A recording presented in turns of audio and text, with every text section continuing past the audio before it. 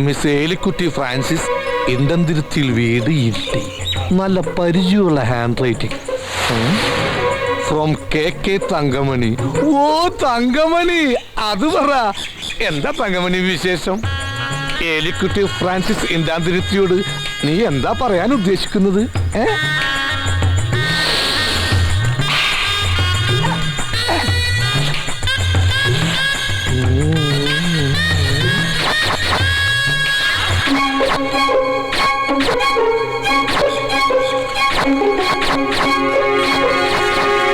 പ്രിയപ്പെട്ട ഏലിക്കുട്ടിക്ക് തങ്കമണി എഴുതുന്നത്. ഇന്ന് എൻ്റെ ജീവിതത്തിലെ ഏറ്റവും ആഹ്ലാദകരമായ ദിവസമാണ്. കാര്യം 10-200 മുട്ട പൊട്ടിയെങ്കിലും അതോടെ എൻ്റെ ജീവിതം ഒരു കരയ്ക്ക് എത്തിയതുപോലെ ഒരു തോന്നൽ.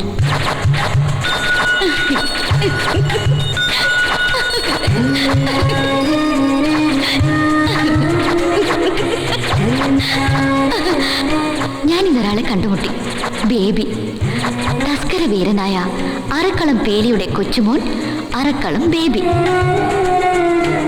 ഇവന്റെയും മുഖലക്ഷണം ഒരു തസ്കറിന് ചേർന്നത് തന്നെ. റൊമാൻറ്റിക്കായി പറഞ്ഞാൽ ഹൃദയചോരൻ.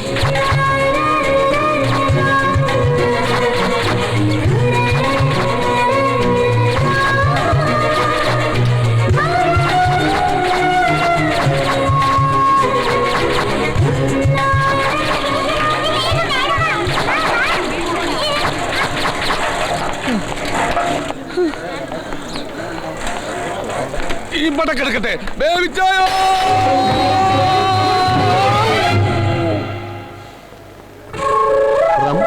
കെ തങ്കമണി. ഓ സോറി, കെ തങ്കപ്പൻ. ഇതേതാ ഈ കെ തങ്കപ്പൻ? ആരെല്ലോ നീ പോയ ഡോക്ടർ ഒന്ന് വിളിച്ച, അല്ലെങ്കിൽ ഇപ്പൊ ചാവും. From K Thankamani. തങ്കമണിക്ക് പ്രേമം. നീ ചത്തില്ലേ? ആരോട് പ്രേമം? ടു തസ്കര വീരൻ.